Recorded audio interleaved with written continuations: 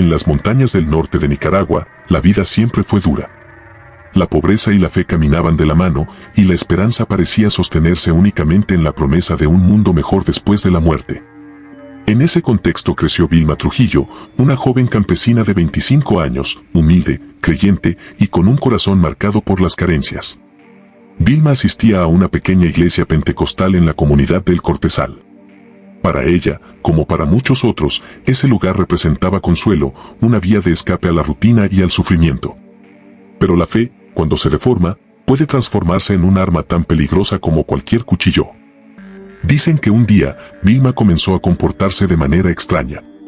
Algunos testigos aseguraban que escuchaba voces, que se agitaba sin razón, que sus ojos parecían perder la calma y su cuerpo temblaba como si estuviera bajo un ataque invisible. Para la comunidad, aquello no era una enfermedad ni un trastorno mental, era señal de posesión demoníaca. El pastor Juan Rocha tomó la decisión que cambiaría para siempre la historia de la joven. Convenció a los feligreses de que Vilma no necesitaba un médico, ni un refugio, ni cuidado, sino un exorcismo. Según él, el demonio había tomado control de su cuerpo, y solo el poder de la oración y la purificación podrían salvarla. Durante varios días, Vilma fue mantenida encerrada en una pequeña habitación de la iglesia. Oraban sin descanso, la sometían a cánticos, a gritos, a presión constante. La joven pedía clemencia, lloraba, pero sus súplicas eran interpretadas como manifestaciones del supuesto demonio que la habitaba. Algunos vecinos que se acercaron dijeron haber escuchado ruidos extraños, golpes, rezos a medianoche. La iglesia se convirtió en una celda. El cuerpo de Vilma, cada vez más débil, no era visto como humano, sino como campo de batalla entre lo divino y lo infernal. El 21 de febrero de 2018, la decisión final se tomó. El pastor y algunos seguidores aseguraron haber recibido una revelación. Según ellos, el demonio que poseía a Vilma solo podía ser expulsado con fuego. La llevaron a las afueras de la iglesia, donde un árbol de guayaba se erguía como testigo silencioso. Ataron sus manos y pies con sogas ásperas, clavándola contra el tronco como si fuera un sacrificio ritual. A su alrededor, una hoguera comenzó a encenderse. El humo espeso subía al cielo, mezclándose con los cantos desesperados de quienes creían estar salvando un alma. Vilma gritaba, suplicaba, pero cada palabra era interpretada como resistencia del demonio.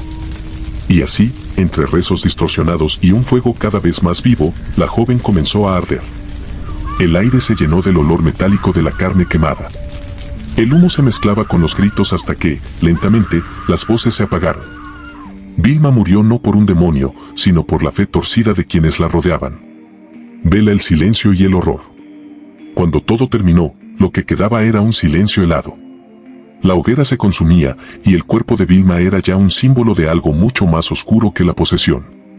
La comunidad quedó dividida, unos creían haber sido testigos de una liberación espiritual, mientras que otros comprendían que habían presenciado un asesinato disfrazado de ritual. Los 5 acusados fueron condenados a penas que van de los 30 a los 36 años de cárcel, pero eso no quita el daño hecho. En la madrugada del 27 de marzo de 2000, la casa de 2 plantas en Manuela Pedraza 5873, en el barrio porteño de Saavedra, se convirtió en el escenario de un crimen que estremeció a la sociedad argentina. Silvina Vázquez, la menor de 2 hermanas, asesinó a su padre, Juan Carlos, con más de 100 puñaladas. Su hermana mayor, Gabriela, presenció la escena, envuelta en un delirio místico que las llevó a creer que su padre estaba poseído por un demonio. La atmósfera en la casa era densa, impregnada de una energía oscura. Silvina y Gabriela, alteradas y desnudas, rodeadas de Biblias, velas encendidas, inciensos y frascos con sustancias no identificadas, creían que estaban llevando a cabo un rito de purificación. Sin embargo, la realidad era mucho más perturbadora, ambas estaban sumidas en un brote psicótico compartido. Cuando la policía llegó, encontraron a Juan Carlos aún con vida, aferrado a la baranda de una escalera. Murió minutos después, sin haber ofrecido resistencia. Tenía cortes en todo el cuerpo y un símbolo esotérico tatuado en el pecho.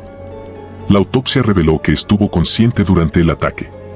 Las hermanas fueron declaradas inimputables por el juez Julio César Corbalán de la Colina, quien describió sus actos como una sucesión de actos desorganizados, disparatados y absolutamente psicóticos. Fueron internadas en un hospital neuropsiquiátrico y dadas de alta en 2003. Desde entonces, no volvieron a verse.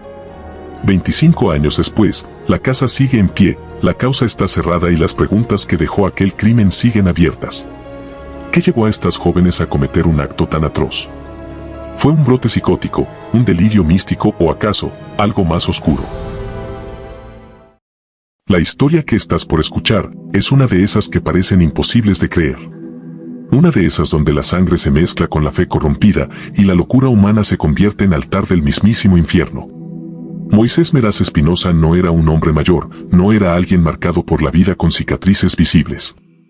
Apenas 21 años, pero dentro de él se escondía un vacío que ni su propia familia podía entender.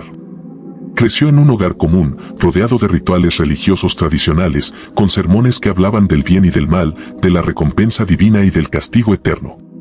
Pero en algún punto, esa fe comenzó a torcerse. No hablamos de un crimen común. No hablamos de un asesinato pasional ni de un ajuste de cuentas. Aquí estamos frente a algo distinto. Algo que hiela la sangre porque nace de la fe. Una fe torcida, pervertida, que terminó en un sacrificio satánico. Moisés, durante meses, se aisló del mundo. Primero fueron noches de insomnio, de murmullos consigo mismo. Luego llegaron las voces. Al principio suaves, apenas un susurro entre sus pensamientos. Luego claras, directas, convincentes. Le hablaban de poder, de control, de respuestas a preguntas que ni siquiera se había atrevido a formular. Se dice que el joven comenzó a leer textos antiguos, libros prohibidos que alguien dejó caer frente a él como si el destino mismo los hubiera colocado allí. Libros que hablaban de pactos, de la entrega total del alma a cambio de lo que uno deseaba más que nada en el mundo. En su habitación, rodeado de velas negras, figuras talladas en madera que representaban seres que ni siquiera los demonios que había escuchado mencionar parecían reconocer, Moisés empezó a practicar. Sus manos temblaban mientras dibujaba símbolos en el suelo. Su respiración se hacía irregular y su corazón latía como si quisiera escapar de su pecho. Cada noche que pasaba solo, cada oración invertida que murmuraba, lo acercaba más al borde, hacia un umbral que, una vez cruzado, ya no tenía retorno. Su familia, preocupada, trató de hablar con él, de ofrecerle ayuda, de arrastrarlo de regreso al mundo real. Pero Moisés ya no era el mismo. Sus ojos brillaban con un fuego que nadie podía apagar. Hablaba de voces que prometían riquezas, poder, conocimiento prohibido. Hablaba de fuerzas que podían escuchar cada pensamiento y sentir cada emoción. Su fe en lo oscuro se había convertido en una obsesión silenciosa, y quienes intentaban detenerlo se encontraban con una barrera que no podían comprender, la determinación de alguien que creía haber hecho un pacto irrevocable. El punto de quiebre ocurrió una noche sin luna. Moisés reunió los elementos del ritual. Un círculo de velas negras dispuesto con precisión matemática. Objetos personales que simbolizaban la vida y la muerte. Sangre derramada no como un accidente, sino como una ofrenda consciente. Cada movimiento estaba calculado, cada gesto una mezcla de temor y adoración. El aire estaba denso, cargado de un olor que recordaba a hierro oxidado y madera quemada. Se dice que cuando terminó, cuando las últimas palabras fueron pronunciadas, el silencio llenó la habitación, un silencio tan profundo que parecía envolverlo todo. Y entonces ocurrió lo que él esperaba, la sensación de que algo estaba allí, que lo observaba, que aceptaba su entrega. Moisés Meraz Espinosa había cruzado un umbral que nadie en su familia, ni en su comunidad, podría comprender jamás. Había dado todo, y en ese momento, según los relatos, el diablo había ganado. Pero esto no terminó con la simple entrega. Lo que siguió fue un descenso lento y doloroso, paranoia, visiones, susurros constantes y una transformación en su manera de actuar, de pensar, de percibir el mundo. Sus relaciones se rompieron, sus amigos lo abandonaron, y él, más solo que nunca, se convirtió en un testamento viviente de lo que significa entregar la propia alma a algo que no se puede controlar. La noche del ritual, Moisés estaba solo en su habitación, que había transformado en un santuario del horror. Cada rincón estaba cargado de símbolos, runas antiguas dibujadas con carbón y sangre. La luz de las velas negras proyectaba sombras que parecían moverse por sí solas, formando figuras grotescas que se retorcían sobre las paredes. Antes de comenzar, Moisés colocó sobre el suelo varios objetos que representaban su vida, una fotografía de sus padres, su reloj favorito, algunas monedas que había guardado durante años. Cada objeto, pensó, era un sacrificio que demostraría su entrega. Se arrodilló en el centro del círculo, respirando con dificultad. Sus manos temblaban, pero sus ojos brillaban con una determinación que rayaba en la locura. Murmuró palabras que había aprendido de libros prohibidos, combinando idiomas antiguos y fragmentos de oración invertida. Cada palabra parecía resonar más allá de las paredes, como si un eco de otro mundo escuchara. Cuando vertió la primera gota de su propia sangre sobre los símbolos, un cambio se sintió en el aire. La temperatura descendió, y un silencio absoluto llenó la habitación, tan profundo que incluso su respiración parecía un estruendo. Fue entonces cuando Moisés sintió que algo estaba allí, algo que lo observaba con atención, evaluando su entrega. El tiempo pareció distorsionarse.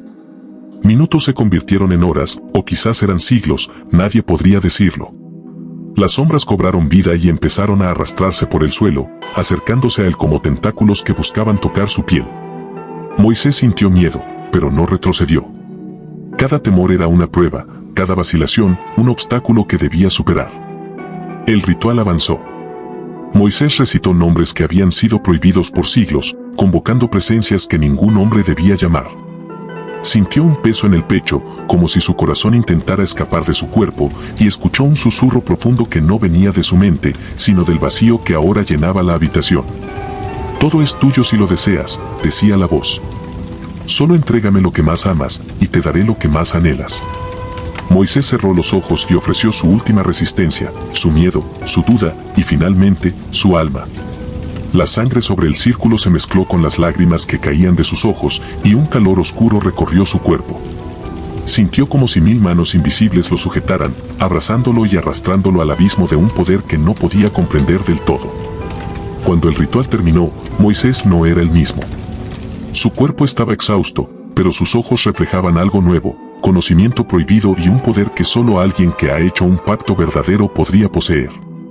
La voz que lo había guiado durante el ritual ya no susurraba, sino que parecía estar dentro de él, fusionada con sus pensamientos, moldeando su manera de ver el mundo. El 2 de febrero de 2011, tras asfixiar a su madre, la despellejó, le sacó los órganos y la descuartizó. Partes del cuerpo de la madre, Amelia Espinosa, de 42 años, fueron encontrados en un congelador en el apartamento que el asesino compartía con su progenitora. Los investigadores encontraron en el apartamento un libro satánico que incluía un capítulo sobre un sacrificio humano. A Moisés le habían prometido riquezas, estatus, poder, y al final lo perdió todo. La mañana del 7 de agosto de 2024 amaneció como cualquier otra en la comunidad de Miraflores, en San Ignacio de Velasco, Santa Cruz, Bolivia. Pero lo que parecía un día común se transformó en pesadilla. Giselle F.A., una niña de apenas 8 años, salió de su casa para recoger un cambio en una tienda cercana. Nunca volvió. Al principio, sus padres creyeron que se había entretenido jugando, que volvería pronto. Pero las horas pasaban y la ausencia se volvía más pesada, más opresiva, hasta que la angustia los empujó a buscarla por todos los rincones del barrio. Nada. Solo el viento silbando entre las casas y la sensación creciente de que algo terrible había ocurrido. La investigación comenzó con la rutina de un caso de desaparición, pero pronto la rutina se quebró. La adolescente de 17 años, vecina de la pequeña, había cometido un acto que parecía arrancado de las páginas más oscuras del horror. Confesó que mató a Giselle porque tenía un pacto satánico y debía realizar un sacrificio. Cuando los investigadores ingresaron a su habitación, encontraron símbolos dibujados en las paredes, figuras oscuras, imágenes de rituales y objetos que parecían susurrar en la penumbra. Cada detalle del lugar revelaba una mente atrapada por creencias que desbordaban la razón. Las velas apenas iluminaban el cuarto, proyectando sombras que danzaban como espíritus burlones en cada esquina. El cuerpo de Giselle fue encontrado a unos 800 metros de la vivienda, enterrado en una fosa improvisada, envuelto en bolsas negras. 38 puñaladas señalaban la violencia del acto. No era solo un asesinato, era un ritual macabro, un pacto cumplido a la fuerza, un puente entre la vida y la oscuridad. Los padres de la adolescente, lejos de alejarse, intentaron ocultar pruebas, convirtiéndose en cómplices de un horror que nadie podía entender. Una cuarta persona, vinculada con la joven, también ayudó a enterrar el cuerpo. Cada gesto, cada decisión, reforzaba la sensación de que el mal había ganado terreno en ese lugar, donde la inocencia fue arrancada de la manera más brutal. En el tranquilo pueblo de Loudoun, un sacerdote carismático llamado Urbain Grandier se convirtió en el centro de una tormenta sobrenatural. En 1632, un convento de monjas ursulinas comenzó a mostrar signos de posesión demoníaca, convulsiones, voces extrañas y visiones aterradoras. Las monjas acusaron a Grandier de ser el responsable, alegando que había hecho un pacto con el diablo. Durante su juicio, se presentó como prueba un supuesto contrato firmado por Grandier con varios demonios, incluyendo a Satanás, Belzebub, Lucifer, Leviatán y Astarot. Este documento, redactado en latín invertido y con símbolos extraños, prometía a Grandier el amor de las mujeres, la flor de las doncellas, las dignidades, los placeres y las riquezas. A pesar de sus protestas de inocencia, Grandier fue condenado y ejecutado en la hoguera en 1634. Tras su muerte, las posesiones continuaron, alimentando la creencia de que el diablo había ganado. Ya sea porque aún tenía influencia sobre las monjas, o aquel hombre tuvo que ser quemado injustamente.